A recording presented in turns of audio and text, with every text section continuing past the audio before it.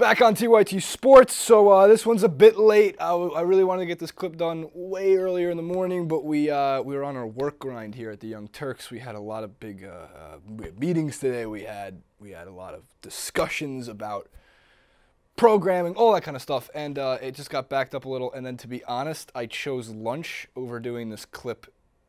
Sorry. Look, you guys know when you're super hungry and the only thing on your mind is, if I don't eat food, the person next to me is going to get very, very hurt. Well, that's pretty much where I was at.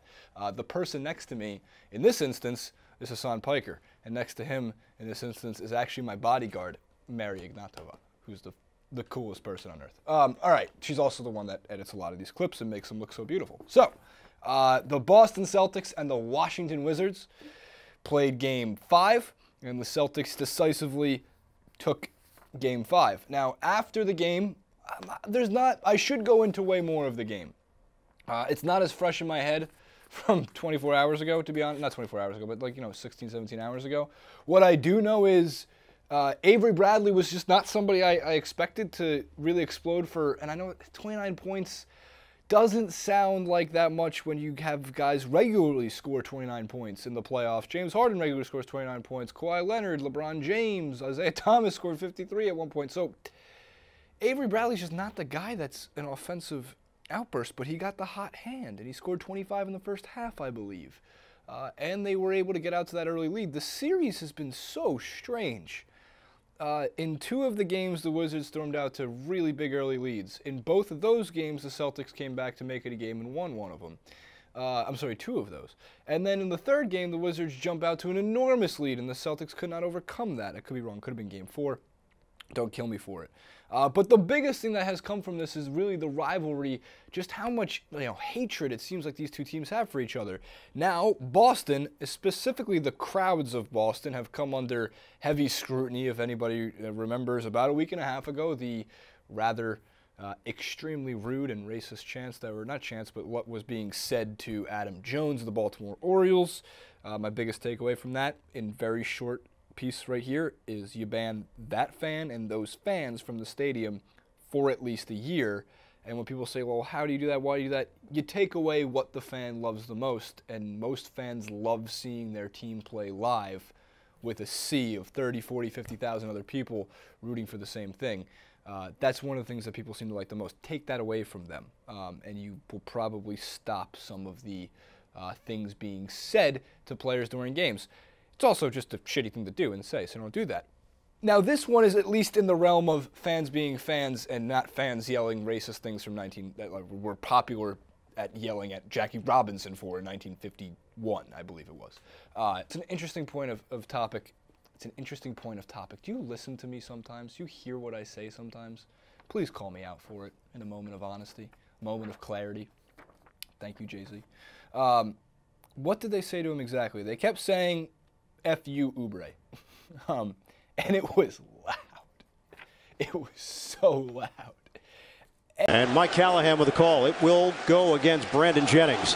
Yeah, that's a tough matchup for Brandon Jennings, because Marcus Smart, one of the strongest guards in this league. And if I'm Kelly Oubre, tough to deal with, hostile crowd, just score a bucket or two. When they're rising for those chants, get open. Let the crowd distract maybe the defense that's trying to play so well against you guys, and try to get a bucket.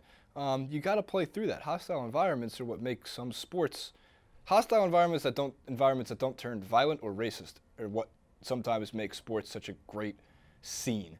LeBron James has said that he prefers to play on the road. He likes to silence players, silence the other team's fans. Zinedine Zidane said at one point, when he played for Real Madrid, that he preferred to play on the road at times. Nothing against, love the fans, but man, you score in another team's building, whether it be a dunk, a bucket, you get a good pass that leads to a goal, whatever it might be across all sports, there is something great about.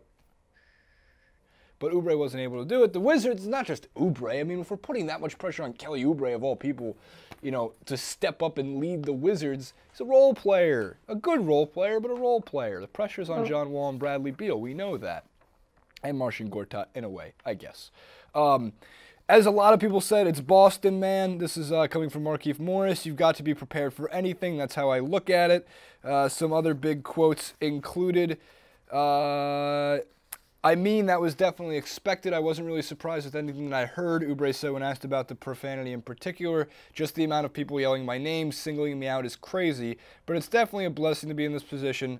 Monday, I want to get back here. We have to get back here. So we have to take care of business at home and get back here so I can hear my name some more. That's the goal, and that's what we got to do. That comes from the Bleacher Report and the Washington Post, intertwined together in an article that picked up links from Washington Post piece written by Ava Wallace, to give the writer credit. And Alec Nathan of Bleacher Report penned that one on the Wizards and didn't expect derogatory Kelly Oubre chants in Boston. John Wall didn't expect it, but it happened, and there's not too much to take away from it. I just think it's interesting. Here's my takeaway for the NBA playoffs. I like watching basketball. I talked about this with J.R. Jackson yesterday. It doesn't matter to me if there's sweeps. It doesn't matter to me if it's a 7-game series. I love watching great players play basketball. So even if you're down 15-20 in a game and you're going to fall 3-2 to a series, doesn't mean someone like John Wall is not going to give you the potential highlight of your lifetime. You don't know if there's a dunk that goes down that you think is the greatest dunk you've ever seen or the greatest pass. These guys are still playing hard, and in the playoffs, anything could happen. I mean, you're talking to a kid who went through, myself, watched Reggie Miller score what seemed like 30 points in 4 seconds. It wasn't that many. It was 9 points in 8 seconds, but still, 8 points in 9 seconds, I should say. So there isn't anything that could happen moment of it, and I get it. I know what you guys are thinking. The Rockets move on, or if the Spurs move on, they, lose to the Warriors in 4, 5, or 6 games? Who knows? And the Cavs probably win in 5 against whoever comes out of this series. I'm fine with that. Who knows? Maybe a giant falls. Regardless, sorry this clip came a little bit late. You can follow me on Twitter, though, at JasonRubin91. And over on Instagram, at JasonRubin91. I appreciate all the followers. I like my followers. You guys are awesome. Love what you guys comment on all the posts and stuff like that. Again, Francis in Africa. Francis in Uganda. That I can say. I can't tell you what he's doing. Although my favorite responses have been things I can't even say on this clip. So comment below, like, favorite, subscribe. We'll see you next time.